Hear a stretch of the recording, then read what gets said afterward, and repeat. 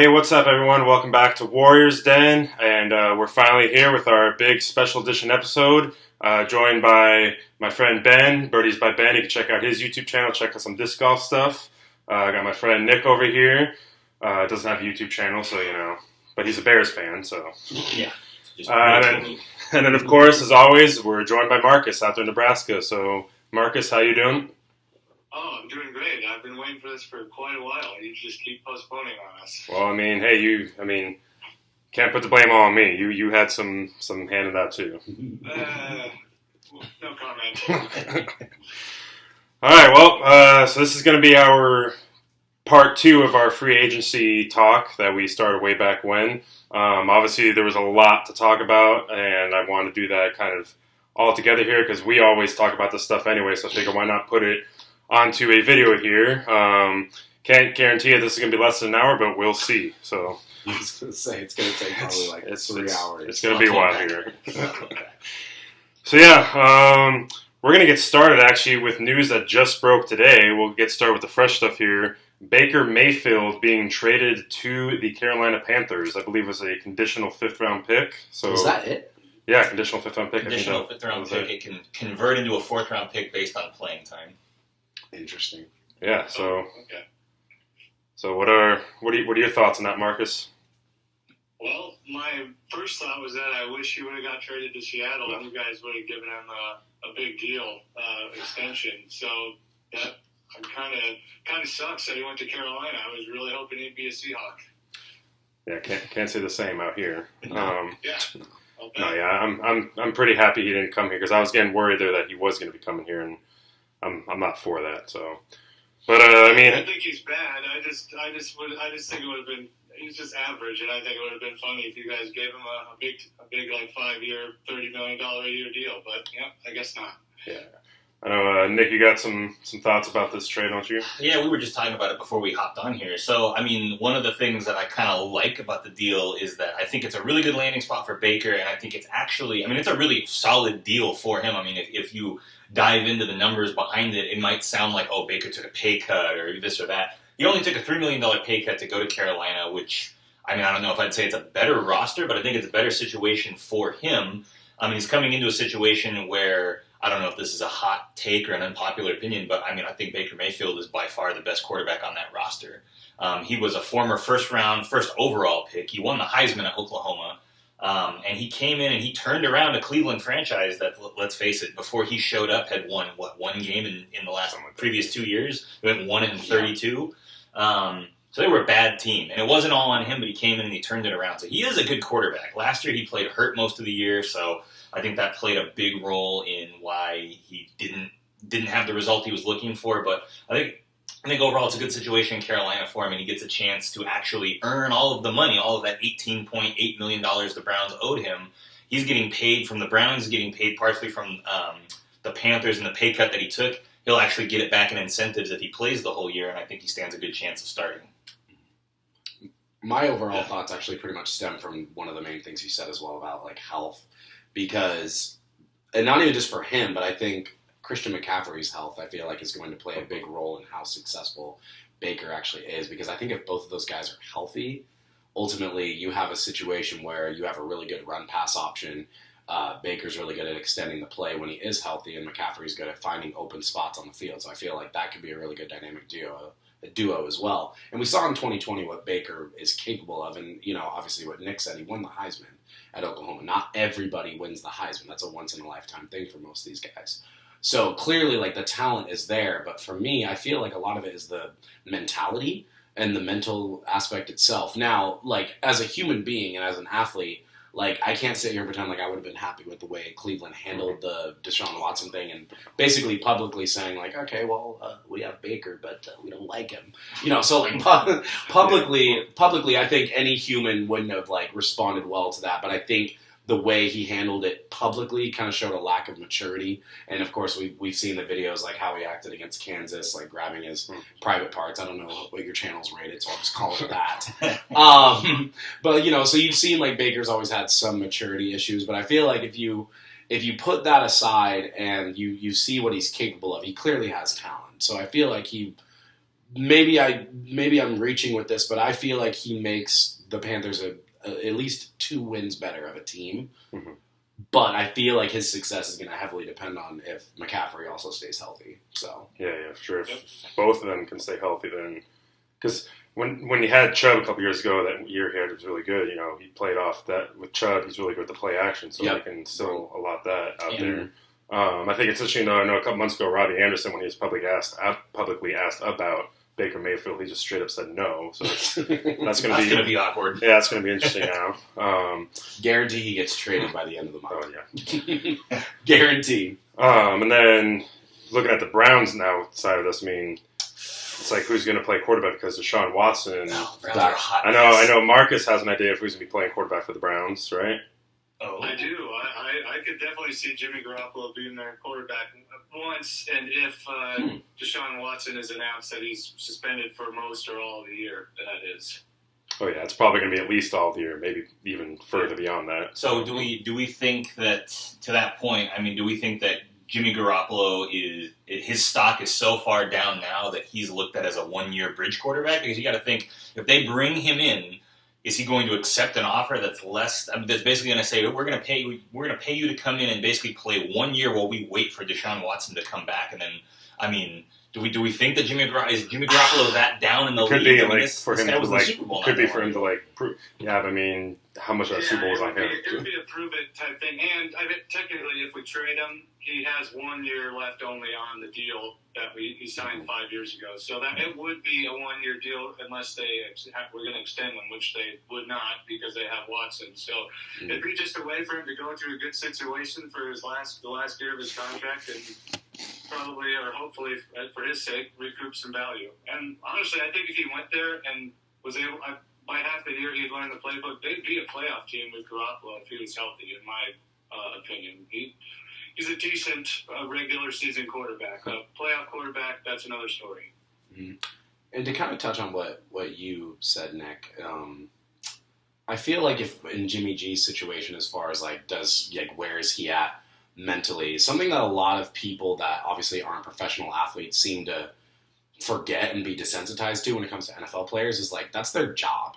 And another thing that people don't take into consideration when it comes to contracts is these guys that are playing in the NFL for 5, 10, sometimes 15, in Tom Brady's case 40 years. A lot of them they get these contracts and they end up in these situations where they're like, hey, I want to set myself up and my family's and my family for life. I'm going to be 35, retired, and set with this contract. And I feel like someone in Jimmy G's shoes, I don't think we've seen, I believe that we've seen everything that Jimmy G has to offer. I don't think it's going to be one of those situations this is going to be a throwback for some of you listeners. But do you remember Todd Collins in 07? You thought you knew what you had in him, and then all of a sudden, we were just watching that the other night. Yeah, exactly. All of a sudden, in the last 6 games of that 2007 season for the Redskins, he came out and Commanders. I'm going to have to censor it. We're going to have to censor it. We saw what he was capable of. So, it's late bloomer. Or, Kurt Warner. You saw what he did in the early 2000s, and then, all of a sudden, he was, a late bloomer, if you will. But in Jimmy G's case, I think we've seen everything that the guy has to offer.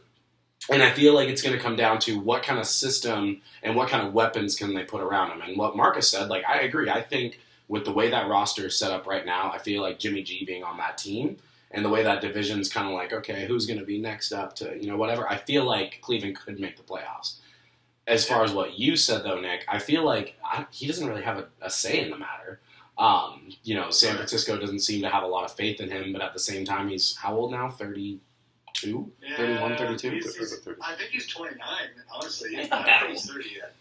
You don't think he's 30? Okay. Yeah, I think because he wasn't drafted that long ago. 2014, right? Yeah, I think he played what 3 years in New England behind Tom Brady, and that was when he got traded. Gotcha. Something like that. So yeah, and I mean, and another thing, I mean, to make the case, he might be 32. I think you might be right. Okay, well, I don't know his age. Ultimately, my overall point, just not to repeat myself, my overall point is we've seen everything that he has to offer, and I feel like if he's smart, he'll take a deal that's hey, 1 year, and if what Christian said, you want to call it the prove it contract, call it what you want. Yep. But ultimately, you're talking about a professional athlete that's going to get a $14, $15 million contract to set himself and his family up for life, and I feel like sometimes that's all these guys want.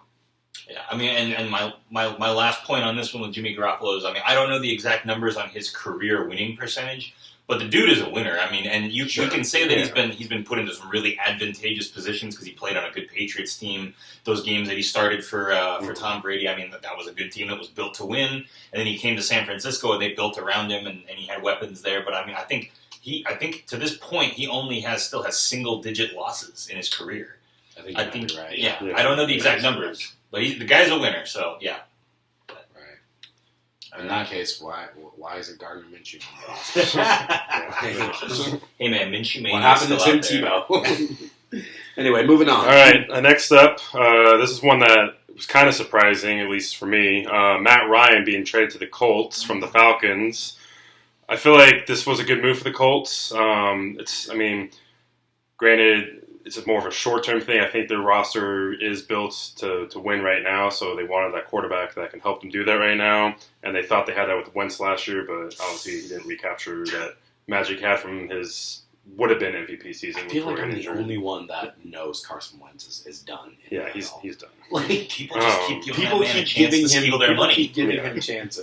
But yeah, Matt Ryan, I think he's good to give the Colts another win or two. It should, all they need was one more to get in the playoffs. So they still have pretty good defense, and obviously they got Jonathan Taylor out there. So I don't think Matt Ryan's going to have to do too much, and I think his veteran presence out there is definitely something that can help them get into the playoffs this year. Yeah, I think it'll be kind of like Phillip Rivers the year before. It'll be kind of similar play style to that, and they'll get to the playoffs. I believe they got to the playoffs with Rivers 2 years ago, and then Jacksonville single-handedly kept him out of the playoffs last year. I think with 2 wins against them. So I can't imagine they don't make the playoffs with Matt Ryan as long as he stays healthy. Mm-hmm. Yeah, I mean, I think this is I would say this is like a Phillip Rivers plus type situation. I mean, I definitely think I agree. He's at the end of his career probably. I mean, and you started to see a little bit of the decline last year in Atlanta. Granted, they didn't have a lot of weapons. I was going to say, he didn't have a lot to throw to. He had basically Kyle Pitts and maybe Cordarrelle Patterson every once in a while. But I mean, there was still some decline in a little bit of the zip on the ball coming out. But I mean, Matt Ryan is still a really, really smart quarterback, and this guy was an MVP not that long ago. And so, above the shoulders, he's still a great quarterback, obviously, and I think he still has the ability to make all the throws when he needs to. And like you guys said before, I think the Colts were just a win away, and really Wentz didn't have a terrible season in Indianapolis. Let's just talk about that right now. Wentz is not that great of a quarterback, but I think he threw for 22 touchdowns and only 5 or 6 interceptions. So he actually statistically didn't have a bad year. He just melted down at the worst possible moment. Yeah. The Colts were really just a consistent quarterback away from going further. They got Jonathan Taylor to have a great defense. If Matt Ryan can come in and just man the ship, they should be a playoff team. Yeah, I agree. I was actually going to say exactly that. I feel like with Jonathan Taylor and the defense and T.Y., if he can come back and be healthy. Oh, T.Y. Because you've seen what that kid can do. Well, he's not a kid anymore. He's older than 30, I think, now. But you've seen what he can do as well. But I feel like Matt Ryan is coming into a situation that he doesn't have to do a whole lot. He just needs to make the plays when they're there and, not turn the ball over. And I feel like everything's kind of set up for them to make a run in the division. I mean, I still feel like the Titans are, going to be on top. But who else? No, exactly. But I feel like they can definitely make a run for that wild card spot. Yeah. Yep. And then on the flip side, the Falcons losing their franchise cornerstone, and now they're going to be rolling with. They gave Mariota a 2-year contract, I believe. Yeah. So Oregon fan over here. He's going to be probably a bridge there. That roster overall of the Falcons, to me, that's probably the weakest, definitely the weakest in the NFC, if not the whole league. So they're probably looking to next year's draft or the draft after that for their future potential quarterback. The quarterbacks for next year's draft are so good, dude. Yeah. So what I've heard from the Falcons too is they're actually really high on Ritter, the 3rd round rookie that they picked up this year. So I think he's overrated. Yeah, I think he's overrated too. I think I can throw farther than him. Right. Probably, yeah. And I think a lot of people give him a lot of they hype him up because he took Cincinnati, who I think is not even a Power 5 program, and he took him to the playoff, which is big. There's no doubt that's a big thing. But also he had Sauce Gardner on defense. Yeah. So he had a guy that has never given up. And yeah, he has a defense that was locked down, a corner that had never given up a touchdown in his college career. So I think that obviously helps you. Not to say that he's not, Desmond Ritter's not a good quarterback, but I think the hype that he receives for what he did in Cincinnati is maybe a little bit overplayed, just my personal opinion. But yeah, I mean, I think the Falcons are high on him, so I mean, there could be a chance where maybe if they see something promising from him down the stretch, maybe they go with him and they decide Mariota was just a bridge. And as far as like Marcus Mariota, I think that's really, for me personally, specifically with him, it's just such a letdown because there was so much promise with Marcus Mariota. That guy was Heisman winner out of Oregon. I mean, until Herbert, Oregon quarterbacks never had success really. Yeah, it was Joey Harrington and this guy. Keely Smith. Go Ducks! Go Ducks! All right, moving on. I feel like you can call me biased, but I've always felt like Mariota was never like put in the right system to fit what he could do. And that sounds like a cop-out because I feel like we say that about a lot of quarterbacks or running backs or, sometimes like hybrid defenders like we were talking about the other night. Yeah. That's not to say I feel like, he's going to revive his career, but I feel like he can definitely be a middle-of-the-road quarterback for you and make big plays when he needs to. But he's on. I definitely thought Mariota was going to be awesome, and I feel like his second or third year, he was about to take that step. Yeah. And then early in the season, he got hurt, and then it just never happened, and he hasn't rebounded ever since then. So, and if it would have been nice if he would have had Mike Vrabel as head coach for his entire career, probably. But no, just didn't happen for him, and sometimes it's too late, and you just can't rebound from it. Yeah, well, and another thing, too, I mean, to this point, I feel like we're spending a lot of time specifically on Marcus Mariota, but maybe he was drafted a little bit before his time as a dual-threat kind of guy, because when he came out, I don't think dual-threat quarterbacks had fully taken that jump and taken a hold of the NFL game quite yet. So, I think if he'd have 2 years before Lamar, right? Yeah, so if he'd have come out 2-3 years after, I think NFL teams' offenses would have been a little bit more. They would have known how to use him better. And that's kind of what I was getting at because if you watch a lot of his game film from his first 2 years, like he was under center a lot. He was doing 3-4 step drops, trying to do some quick West Coast offense, and it was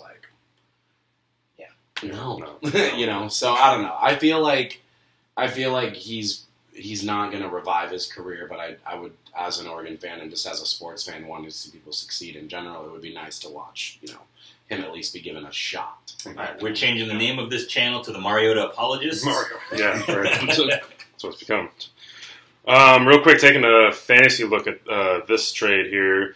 For the Colts, I think that this obviously is a plus for Pittman and Mo Alley Cox. Obviously, getting a quarterback like Matt Ryan. Matt Ryan really hasn't had a big play, a big body receiver since Julio. So I know he had Ridley, but Ridley is what 6'1" or so, something like that. Yeah. So having he's not even a big dude. He's just a little slight. Yeah. He's tall. So having Pittman, I think that'll definitely be a plus. And then obviously for the Falcons, not to keep going on about Mariota, but getting Mariota out there, it's obviously going to hinder their fantasy value out there. So Kyle Pitts, he's going to be the only really receiving threat in that offense. So they're going to be doubling him, and how well is Mariota going to throw the ball? I thought that last year. I drafted Kyle Pitts as a rookie in one of my leagues, and I was thinking, he's probably the greatest tight end prospect to come out of college in a long time. He's going into a system where he's got a decent quarterback and throwing the ball, and Kyle Pitts did produce down a couple times. I think he had a couple maybe 20-point games here and there, but for the most part, he averaged maybe, I don't know, I felt like every day I looked at his stats, he was averaging 8 points, 8 or 9 points a game. Sometimes he didn't even show up, so... Yeah. And that was with Matt Ryan, so I can't imagine that Marcus Mariota or Desmond Ridder or whoever else they bring out there are going to be better. But one thing I will say though, dating back to time watching him at Oregon, and you can watch some of his game film early on with Delaney Walker and who was the other Titans tight end? That's going to bother me. We'll come back to it. But all that to say, Mariota loves throwing to tight ends. That's true. He loves throwing to tight ends. Mm-hmm. So. Because you're talking about a guy that extends. Here's a guy. We're talking about a guy that extends the plays and likes to get the ball out quick. So if there's any fantasy option that I would go for on the Falcons, it probably would be Pitts. Yeah. All right, next one. Our resident Bear fan here loves this one. Davante Adams being traded to the Raiders away from the Packers. Yep. Good. So the Raiders, I mean, they finally get their true big play receiver that they have been lacking really since they traded away Amari Cooper. And that reunites Derek Carr with his buddy from college when they put up big numbers out there in Fresno State, right? Yeah, it was Fresno State. So, I mean, this is definitely a huge and great move for the Raiders. Meanwhile, the Packers, Aaron Rodgers is just going to be throwing the ball up to himself, I guess. So he'll still beat the Bears playing. Oh, sorry. Do they still have Randall Cobb? I mean, I know he's like old now. Yeah, I think they do have Randall Cobb, but I mean, it's like a shell of Randall Cobb. Right. Well, okay, so as the Bears fan here, let me talk to you about the Packers, and it pains me to say these things. I'm going to say some good things about the Packers, and then I'll say some interesting things about the Raiders. So the Packers, yeah, they're losing some production with Davante Adams. There's no doubt. Yeah. I mean, he's probably just a little bit. Just a little bit. Arguably the best wide receiver in the game right now. Yeah. But, and as much as it hurts me to say, Green Bay actually develops wide receivers probably better than any other team in the NFL, maybe like other than the Pittsburgh Steelers. I mean, I'm thinking of teams that have a great history of success in drafting receivers and developing them into big star players. So I agree. The Packers do a great job. And the other thing you got to think about is you have Aaron Rodgers. And this guy is, I mean, if it wasn't for Tom Brady, he would be the GOAT. Yeah. And he elevates everybody around him. I mean, look at Robert Tonyan. Who knew who that guy was before Aaron? I mean, if that guy was on any other team, he'd be a practice squad player. But Aaron Rodgers is making him a fantasy option. Alan Lazard, nobody knew who that guy was. Like Aaron Rodgers elevates people's games. I think, yeah, it sucks to lose Davante Adams. There's no doubt it's going to hurt, but I think they're going to be just fine because they drafted a kid in the second round who's a big play wide receiver who I think they'll develop. They have pieces already there. And then for the Raiders, I know we're saying this is a big deal for them, and it is. I mean, he's a big name guy to come to them. I think there's a lot of high expectations with this team, and everybody wants to hype up the familiarity between Carr and Davante Adams because they played in college, but they played in college, and it wasn't like they played in like an SEC school. They played at Fresno State. So who are they playing against? And that's not to say that they didn't have chemistry. I mean, chemistry is chemistry. It doesn't matter what your competition level is, but they're where's John Core?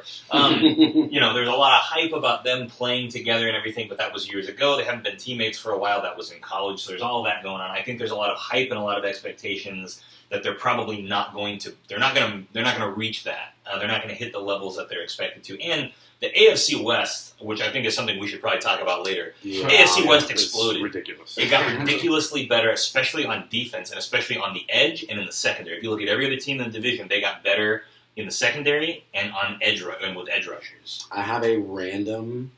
Sorry, we're going to go to a commercial break after this. I have just because you said that, I have a random theory right now, and this is probably going to break this video, and I apologize.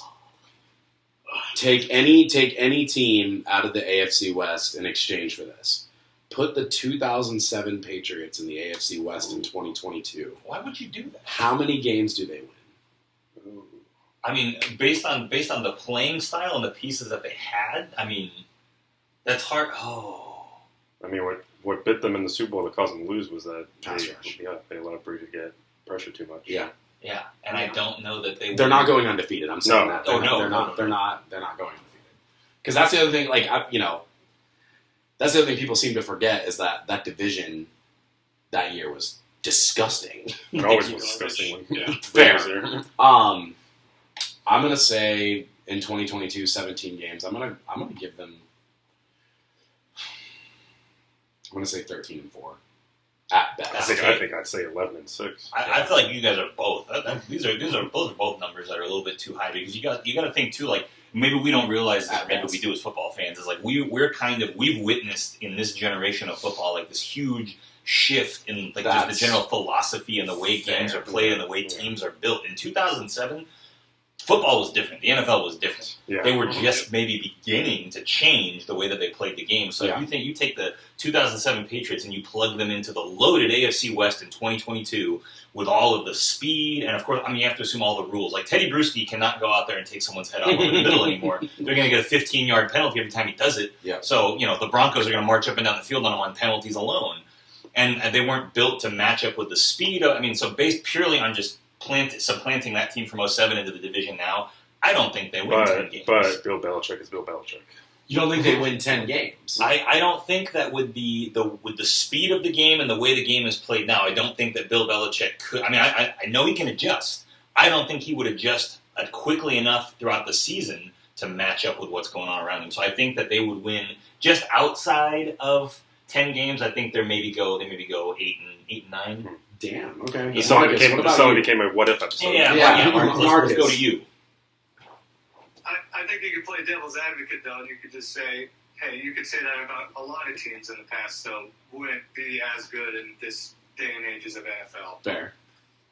That's fair. But I know what I definitely know what you're saying. They had a statue as a quarterback, and they put out the offensive line, and everything else was pretty dang good. But that was a lot of quarterbacks back then, statues, and they just get rid of the ball quick, and it's still Tom Brady. They definitely wouldn't have went undefeated. They might have been, like you said, I'd probably give them 11 wins, but yeah, that's probably pushing it. With the defenses, that's probably pushing it. I mean, they had a cakewalk in the NFC East. Or, sorry, AFC East.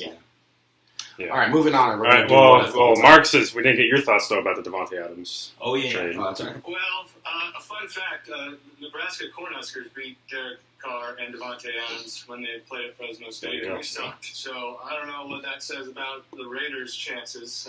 Probably nothing. Absolutely nothing, but I decided to throw that out there.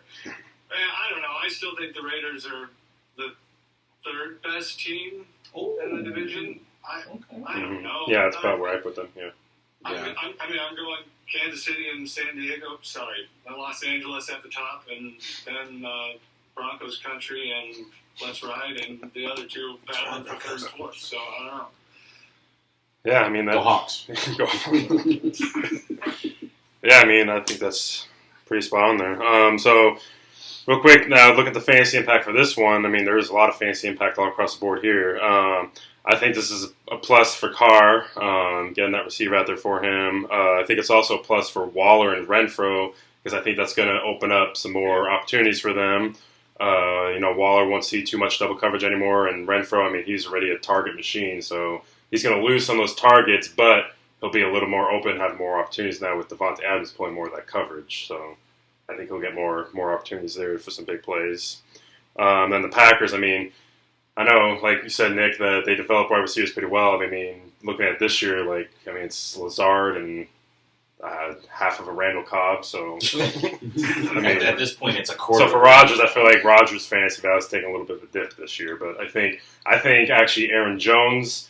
I mean, I know he's kind of a hit or miss by each week, but I think he might go up a little bit because I'm pretty sure the Packers are going to start using Dillon more in the running game. But Aaron Jones being as versatile as he can, and then needing more of a passing threat, I think Jones is going to see a lot more usage in the passing game this year. Mm-hmm. So, yeah, I mean, for me on the fantasy side of that, I think that the points that you're making on the Raiders side is, obviously we know that Davante Adams is going to get a lot of attention. He's the biggest name receiver that they have, but I think because of that, we're going to see Hunter Renfrow explode because the guy's already a great route runner, and he just wins against whoever's matched up against him because he's just so sneaky, he's so small. Yeah. I view Renfrow as like a poor man's Cooper Kupp.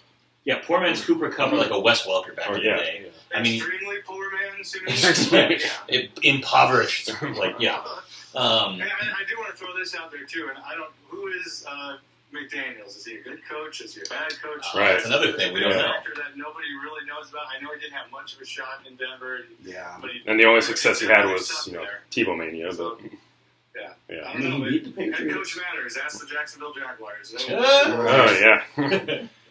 And on that note, so the next trade, we're coming back to the Browns. Browns just making moves left and right. So they traded for Amari Cooper from the Cowboys. I mean, to me, I really don't know what the Cowboys were doing here, trading away Amari Cooper, but I get it because, CeeDee Lamb is probably going to be his year to break out.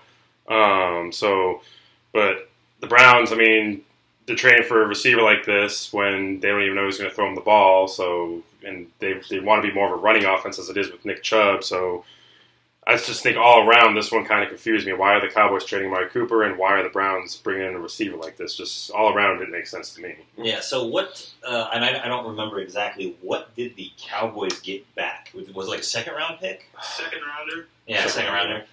So, I mean, I guess ultimately you got to think like Amari Cooper's. He's played in the league a few years, and he's definitely had his share of of a rough patch of a career. I mean, his late Raiders career, he was known for drops. It really, sorry not to interrupt, but it really confused me how he's only like 28 years old, I think. So it feels like He just he's never in the league ages. Like I honestly it's think like, he's a vampire. Yeah, it's like, what was that one Ohio State quarterback that was like around for JT Barrett? Yeah, it feels like a JT Barrett is situation. still, he's like a 7th-year senior at Ohio State. He has a residency there. That's what it feels like I'm with pretty sure Amari he's Cooper. still going to school online. Yeah. He's Ohio State online, actually.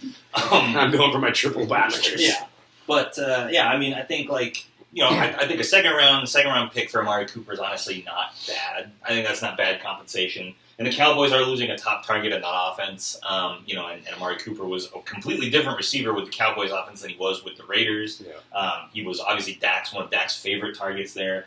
But again, we got to think that the Cowboys offense is still pretty stacked. I mean, you got Dak Prescott. He's one of the. I mean, I would say he's arguably at very least a top 10 quarterback in the NFL. Arguably, top 10. I think they still have a pretty good offensive line. It's not as good as it used to be, but it's still pretty good. I don't even want to talk about Ezekiel Elliott because I don't think he's a factor anymore. Pollard's probably taking over. Yeah. Pollard is a better running back there. Yeah. Me, When the hands go up like this, something's being said. All right. Is Ezekiel Elliott, because of how incredible that offensive line was, Ezekiel Elliott this era's Sean Alexander? Ooh. A product of an incredible offensive line. And we also have to. And this is coming from a Hawks fan. We talk about this all the I time. agree with that, though. I think I said that. We also have to think about DeMarco Murray because DeMarco Murray was playing behind that offensive Yeah, line. look what happened. And then you saw what he did when he went to the Eagles. So, Nothing. Go Oregon. 0 championships. But yeah, so I mean, I don't know. What do you think about that, Marcus? You think it was these guys are just a product of a great offensive line? I would definitely agree with that, and I don't know. I've never really thought Zeke was worth all the hype he had, and definitely when he first came into the league, that's when the Cowboys' offensive line was definitely like godlike, elite. I could have probably rushed for 900 yards. So we're seeing it. I know obviously he's getting older, but we're just seeing it. His work ethic isn't there. His drive isn't totally there. He was completely a product of having an all-pro tackle, guard, 2 guards, tackle, center. The whole team, even the backups were good. Yeah. But yeah, I mean, and also to finish up that point too. I mean, CeeDee Lamb, like you said, I mean, people think he's going to be great, and I think he has potential to be like the number 1 receiver. Obviously, he will be. Michael Gallup is also a really good number 2 option. Let's not forget about Dalton Schultz. He was a red zone target. I mean, he just gets open and he gets yards after the catch. He's not the most athletic guy. He's not going to be. He's not going to light the world on fire. Yeah, exactly. Yeah. But he's great in that offense. So I think they're going to be fine without Amari Cooper. And the Browns, I didn't write much for them because they're just kind of a dumpster fire right now, which is old classic Browns. I mean, it's so much depends what Amari Cooper is like. Is it going to be late Raiders career Amari Cooper where he's dropping the ball? Who's throwing him the ball? Is it going to be Jacoby Brissett or who are they bringing in? You don't even know what's going to happen. I mean, plus, the last couple of years, Cooper had been dealing with some health issues, too. So he became a little injury prone there, too. So yeah, and the Browns are probably going to want to lean on him as a weapon. See how long he lasts. Yeah, so I don't. Amari Cooper might be. This might be the last stop for him if it doesn't work out. Probably. Yep. And then, just a quick fantasy note. I mean, obviously, it's huge negative for Amari Cooper. Just an afterthought at this point because you don't even know who's going to be throwing the ball. And then, like we were mentioning, CeeDee Lamb, this is the time now for CeeDee Lamb. I think this is his 3rd year too, right? So third year. Usually 3rd-year receivers, that's when they really take off. So CeeDee Lamb, I mean, big plus target this year for fantasy. And then Dalton Schultz, like I said, the red zone target's still there and going to get more of those looks in the red zone now too. So, All right, we talked about one Packer, and it was a plus for Nick, but this one, unfortunately, can't escape him, Nick. Sorry, but Aaron Rodgers decided to return to Green Bay. So why don't you take this one away, Nick? Well, there was a point in time when, as a Bears fan, I thought that we would have a chance to at least be, maybe 3rd in the division, but I just know. Aaron Rodgers had to come back and rip my heart out once again. And again, like I said, as much as it hurts me to say it, I mean, honestly, Aaron Rodgers does own the Bears, and I don't say that. It doesn't come easy from Aaron Rodgers is to the Bears what Russell Wilson is to the 49ers. I admit that fully, so it is what it is. Yeah, but definitely unfortunate. And I mean, like I said, with the whole Davante Adams thing, what I touched on is it doesn't really matter what pieces they have around Adams. He'll find a way to make that team great. I think their defense is still good. And I mean, if we're talking about the NFC North in general, I mean, who else is there? I think the Vikings are the next closest thing to challenge the Packers, and they're probably not that close. And then you got Detroit and Chicago. I think that Chicago's a few years away from having anything of of a chance in the division. So, yeah, but go Bears. Yeah, what about you, Marks? I know when we did, I think like our end of the year episode, we were talking about, our predictions kind of hinged on what Rodgers was going to decide to do. So what do you think? Yeah, and I did assume he would be back with Green Bay. I did pick them to be the NFC champion, I think. I don't remember anymore. We'd have to check the tape, but right. I just assumed that this was going to happen because I don't ever get anything I want. So obviously he's going back to Green Bay.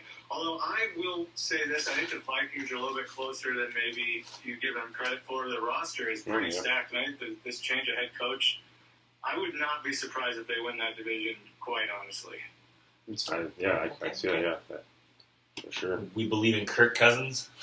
Well, with a passing offense now. Even Plessley, their head coach, being a really big shot in the arm for them just because they need an offensive guy in there. Their defense is already good.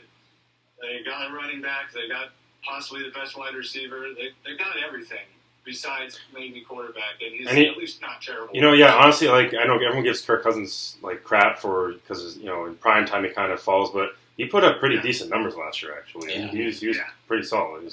So I mean, it's funny that you mentioned that too. Now that I'm thinking about it, I think we had talked about this separately. There was I had read this story, and it was talking about basically what did they call it? It was like the Andy Dalton scale. It was basically trying to figure out like who's the modern day equivalent of an Andy Dalton, a guy who played really well during the regular season, put up really good numbers, doesn't really have a lot of postseason success, and Kirk Cousins kind of falls into that bucket because he plays really well in the regular season. You look at his statistics since he's been in Minnesota, even back to the days when he was in Washington Commanders. He's a pretty good quarterback, but it's the postseason. That's the thing that really gets to me that's why they might win the division, but I don't know that they'll go anywhere in the playoffs because Kirk Cousins just historically he's a regular season champion, and then once you get to the postseason, he just shrivels in the big moments. And also in prime time. I mean, the guy's like 1-10 on Monday night, I think. So, but I think you to your credit, though, they do have a really good roster. You are right; they do have a great roster. It's just Kirk Cousins is holding it back. Yeah. All right, next one. This was another, shocking one. Really, I feel like came out of nowhere. Tyreek Hill being traded from the Chiefs to the Dolphins. Bro. So Miami, gets arguably. I don't even know if it's really an argument. The fastest receiver in the league. Even the history of really the history. Besides the only thing is here, though, he may need to adjust his game a little because, he has a quarterback who probably can't throw the ball 80 yards. But to his credit, though, I feel like last year we did see a little bit of that change, I feel like, in the way he played in Kansas City because he did become more of a target and more of a reception guy. I know I think he was averaging like 7 or 8 receptions a game, and it wasn't just the deep routes. Like he was running all kinds of routes, in medium, short. So I feel like him doing that last year, give a little credit that he may be able to bring that in and do that with Miami with Tua, who Tua, he gets some, I know he can't throw the ball deep, but honestly, he is pretty accurate when it comes to the short and medium passes. So I don't think it's as bad as everyone's thinking. I don't know if I'd go as far as what Tua said, saying that he's more accurate than Mahomes, but, got to say what you got to say with your new quarterback. So, so what do we think about this one? I feel like you made a really good point about him being more of a pure route runner. I feel like he's going to pull in a lot of attention. Here's my thing. I'm going to kind of play more of an analysis or an analyst play here because I think he's going to make a huge impact for that offense, even if he doesn't put up the numbers, because he's going to pull so much attention. And if the short game's there, maybe they go full Darryl Bevel and throw him 5 screens a game.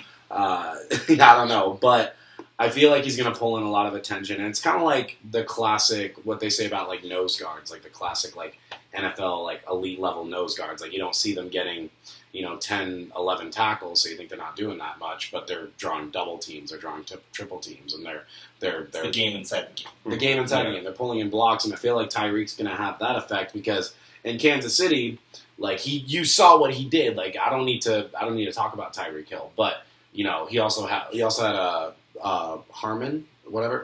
Hardman. Yeah. And then you had, like, I think the best tight end in football besides Gronk, when Gronk's been healthy. You have the best tight end in football, and then you have a pretty decent running game, and then you have a quarterback that could extend the plays. Like, Tyreek was an amazing athlete on a team that had weapons all over the place. But now he's going into a system where who I don't even know who their other receiver is. Jalen Waddle. Yeah, so there you go. Yeah, so to that point too, and I like that. I like what you said about kind of the drawing the coverage and doing the little things. It's the game inside the game that it doesn't show up on the stat sheet. Right. And for people who are worried that his production might suffer in an offense with a quarterback who doesn't have a deep ball arm, Jalen Waddle actually this last season set the rookie record for the most receptions with 104, I believe. So Jalen Waddle is a very, very similar player in respect to Tyreek Hill, and the fact that he's very, very fast. He's a guy that you want to get in space, and they found a way to do that with him. And he was a rookie. So, I mean, obviously you're not going to see Tyreek Hill streaking down the field for 60-yard touchdown, because I don't think the Tua can get it to him that far. But he's going to draw the coverage away from the other weapons. They've got Mike Gesicki, who's a really good tight end. Oh, my God. And then, I can't remember the other receivers. I only know of Waddle and Tyreek and Mike Gesicki. I know that they have a ton of running backs. They have Raheem Mostert. They have Myles Gaskin. They have Chase Edmonds. They also have Savon Ahmed. Chase Edmonds. So they got a lot of speed in a lot of skill positions too. So I think this team is built to be fast, and I think they don't need a guy that can throw the ball all over the yard for them to be successful, because they already had success with a similar type wide receiver last year. And then on the Chiefs side, we can go back to the Chiefs, because we haven't touched on what the Chiefs obviously lost. And to Ben's point, what they lost was kind of the game inside of the game type stuff. They lost that drawing of the coverage. They lost a guy that can really truly take the top off of the defense. Tyreek Hill is just he's a unique, otherworldly talent in terms of speed, and I don't think you can really find a way to. I mean, you can't teach. You just can't really teach it. You can't really replace it.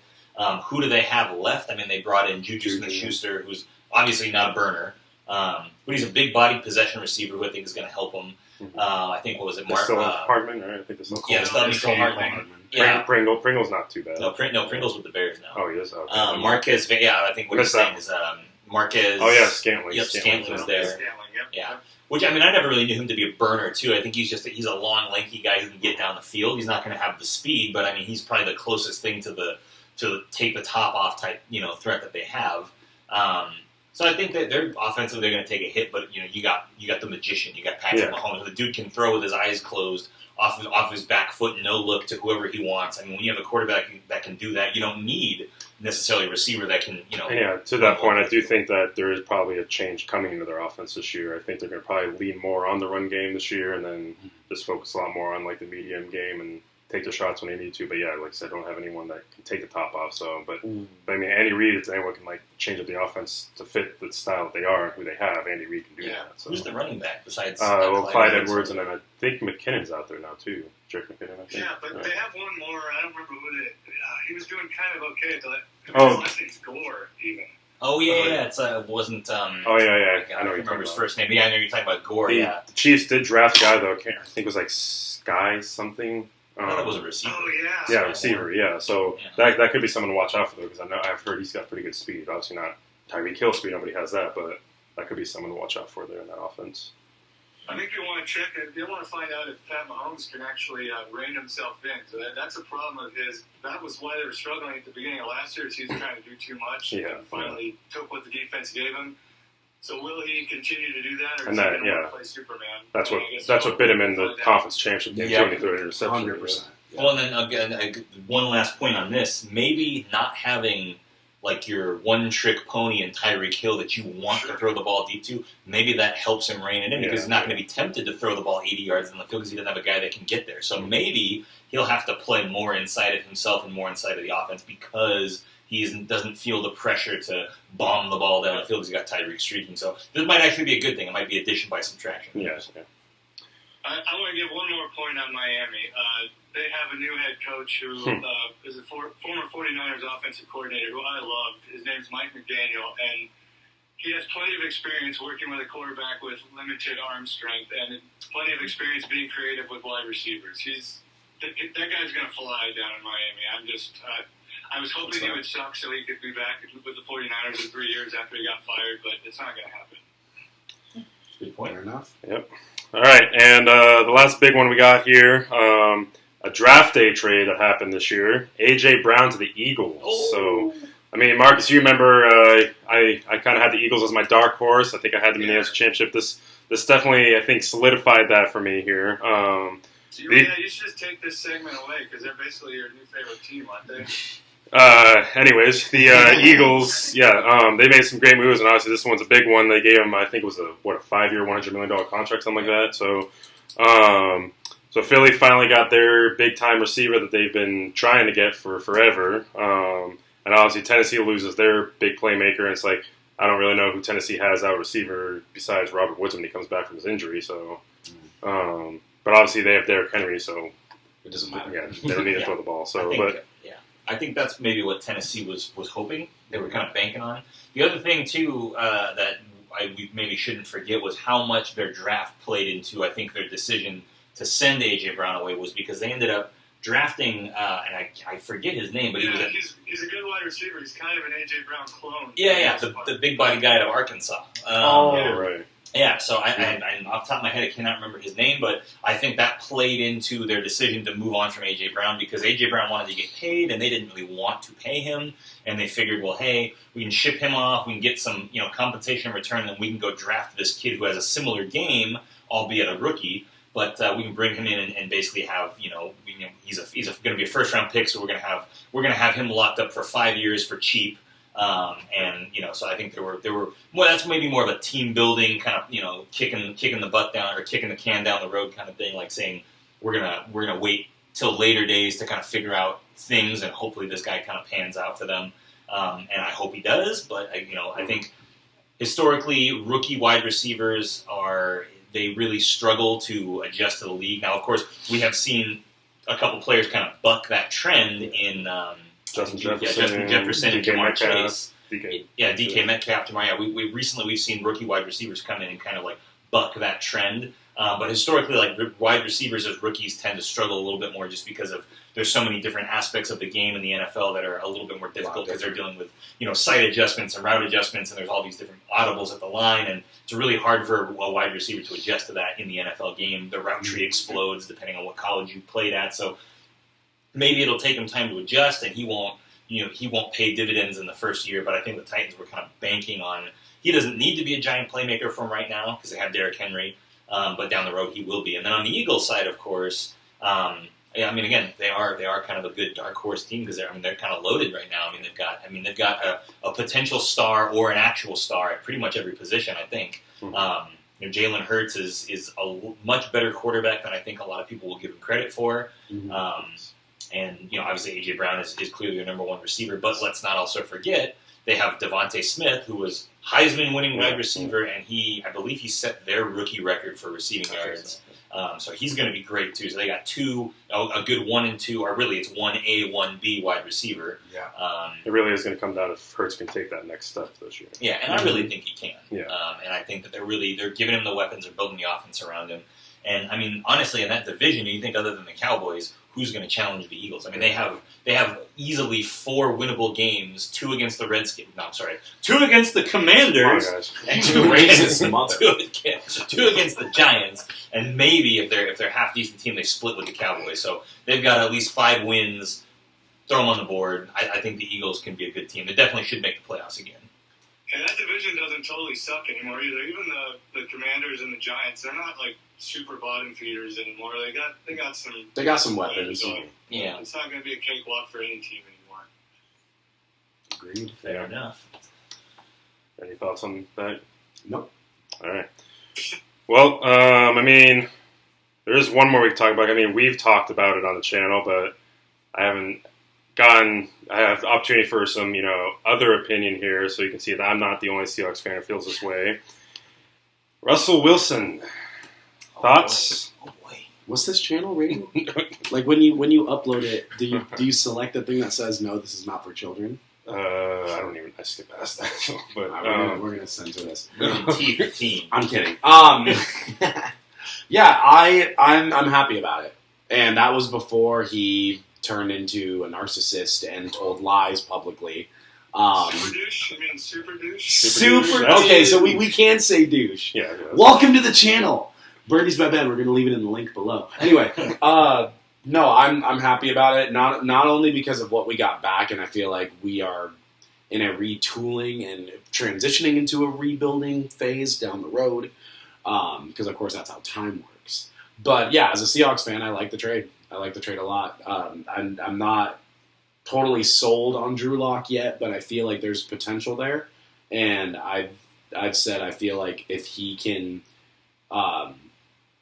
work on his decision making and work on his accuracy and stuff, like he's got all the tools there, and clearly we have weapons around him.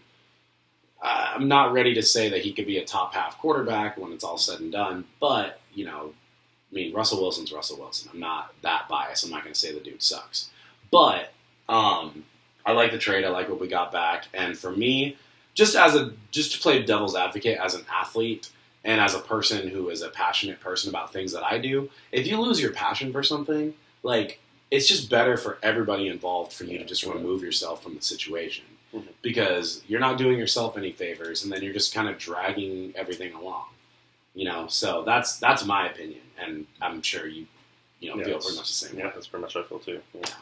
Oh, well, I'm As a Bears fan. An outsider take. Yeah, I'm a non-Seahawks fan here, and obviously I'm exposed to the Seahawks a lot. I have two Homer friends here that love the Seahawks. I live in the Pacific 12 Northwest. since 12. Yeah, I work in downtown Seattle. I see it all the time. I mean, obviously I'm exposed to it a lot. Not a Seahawks fan though. In regards to Russell Wilson, I think Sierra single-handedly just handicapped his career. I'm going to say this for the channel. I said this to him like 4 years ago, and he was like, I'm sick of hearing that stuff. I'm sick and tired of it. And then he had a seizure. And then Russell actually left, and he was like, no, so I honestly kind of agree with that. I was like, oh, really? We did mention that in the previous episodes. I think, as Marcus said it best, it's kind of like during that time you don't really want to pay attention to that or look at that or believe that. It's like that toxic relationship. You give them the benefit of the doubt until you've just had enough. Yeah. Are we talking about Russell and Sierra, or are we talking about Russell and the Seahawks? Both. Because Russell and Sierra, he's still giving her the benefit of the doubt. That she's running his life.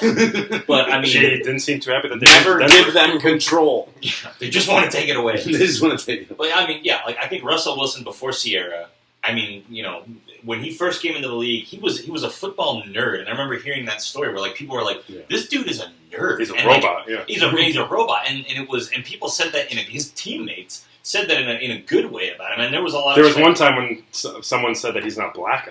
Yeah, well, there was that. I was going to touch on that, where there was rumors about teammates in the locker room that said Russell Wilson's basically just he's Pete Carroll's little, pet or whatever. He doesn't act black enough, which is honestly the stupidest thing I've ever heard. That's why Golden Tate slept with his wife.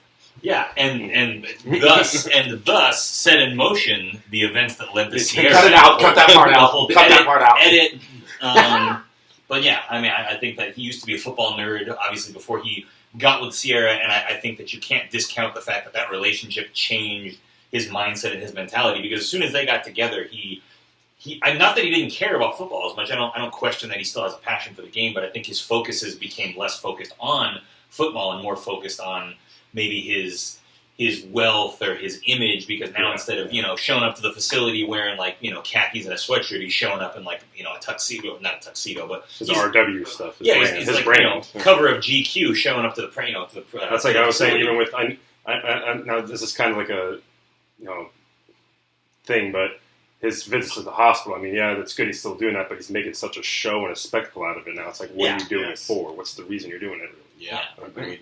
So yeah, I definitely think I don't think that we can discount the fact that relationship really did. And again, these athletes are real people. So obviously, what happens in your real life outside of the field, outside of the stadium, of course, is going to affect your career between the lines. Yeah. So I think that's kind of the angle that maybe a lot of people in the sports world don't touch, because you really can, and it's a personal thing. You're not going to have ESPN or NFL, on there saying well, Sierra just screwed his career, But us, as unaffiliated people in someone's room, we can just talk about it like this. So I think Sierra is a really big catalyst for Russell's kind of change of heart. This is going to be like the Well, one We've time. actually seen it before, too. If you think about Aaron Rodgers, when he was with Danica Patrick, he had like the 2 worst years of his career. And Oh, yeah. there were I all forgot those about rumors that. and everything. And now, or maybe it wasn't Danica Patrick, maybe it was Olivia Olivia Munn. Munn. I don't Olivia know Munn, which yeah. one.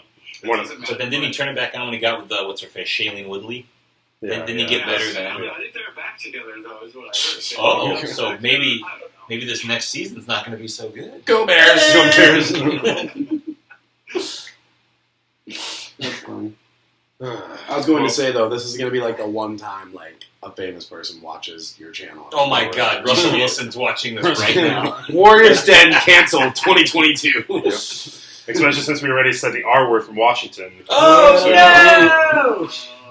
We got to drag this out for 4 minutes. No, so our last thing here. Russell's tell-all book. Oh, jeez. Yeah, all will be revealed. All about the concussion waters. Cool.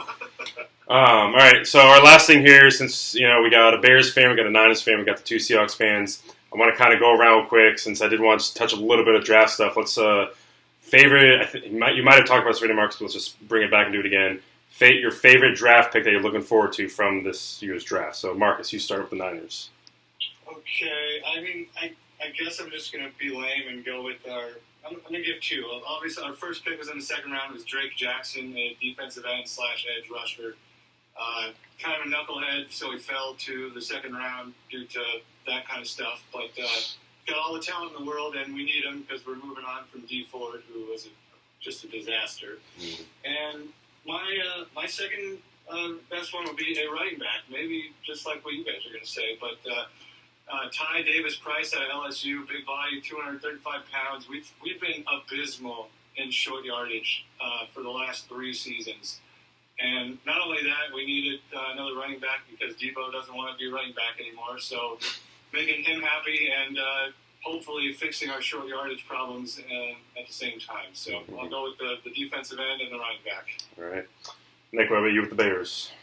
Well, I mean, there's no hope for our offense this next season, so I'm not even going to talk about it. Well, they didn't really do anything on the offense, to be honest. They didn't even have that draft pick. So their 2 top picks that they had, I believe they didn't pick, again, they also didn't have a pick until the second round, I believe. But they did pick up a really good player out of Washington, Kyler Gordon, the cornerback. Yes. So I think he's going to be a really good addition, and I think they have a defensive-minded head coach, and I think that they really need to lock in and focus on that, and maybe they can tap back into their old monsters of the midway defense. I mean, they got Roquan Smith already there, so I think Kyler Gordon coming in will be a really good addition in the secondary. And then also in the secondary, their pick after that, I believe his name is Jaquan Brisker, and he's a safety out of Penn State who is, he's really...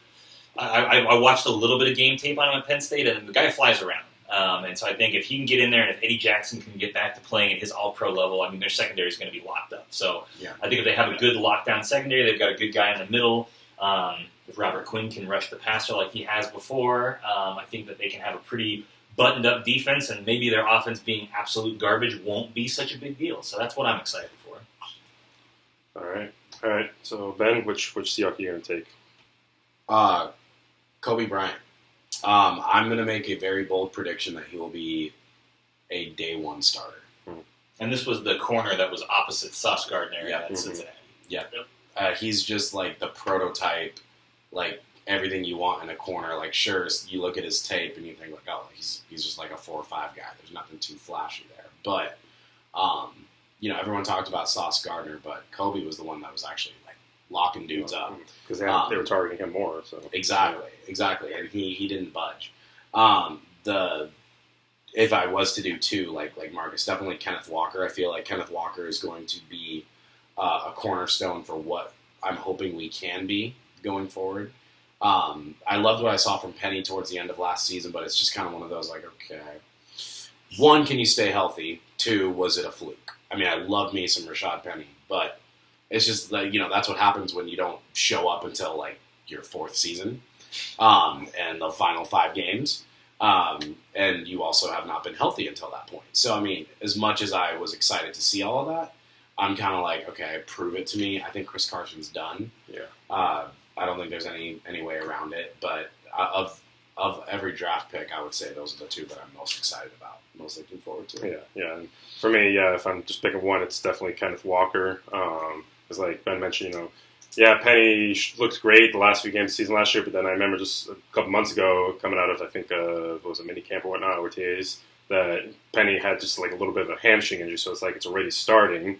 So he said Kobe Bryant's going to be day one start. I don't think Kenneth Walker is going to be the starter right away, but I do think he'll be sooner rather than later. I think I could see maybe by week 4 or 5, I think Kenneth takes it over, and I do think he's going to be the guy, since Pete wants to run the ball more now, get back to that style, that Kenneth's going to be the guy then that we're going to build this offense around. And if I had a bold take, I'd say that he's going to be top 3 for Rookie of the Year this year, Kenneth Walker. So, Very cool. Yeah. All right. Well, we went over our time. Any edits. Yeah, we got any final thoughts from anyone here? No, I think you guys said it all. All right. Well, Marcus, we will be getting back into the swing of things here in about a month or so after I come back from the honeymoon here in a couple weeks. Getting married in 10 days. Yep. Best man, let's go.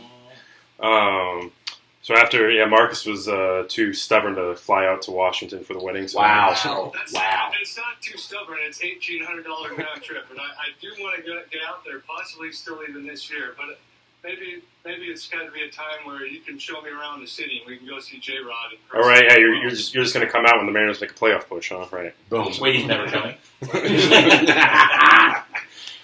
Hammer in.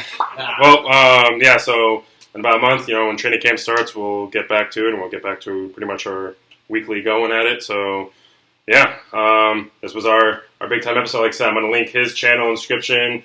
If you haven't checked out disc golf, start checking out disc golf. It's a pretty fun sport. So It's on the rise. Yep. Birdies by Ben, that's his channel. Like I said, Nick doesn't have a channel, but if you want to hear some inspirational messages, he does have. I did have a podcast for a brief moment. And we're bringing it back. I'm going to go guest star on his now. Oh, yeah. So. Yeah, we're going to cross. Yeah. I'm not joking. We're doing What was the title of that, Nick? Oh, God.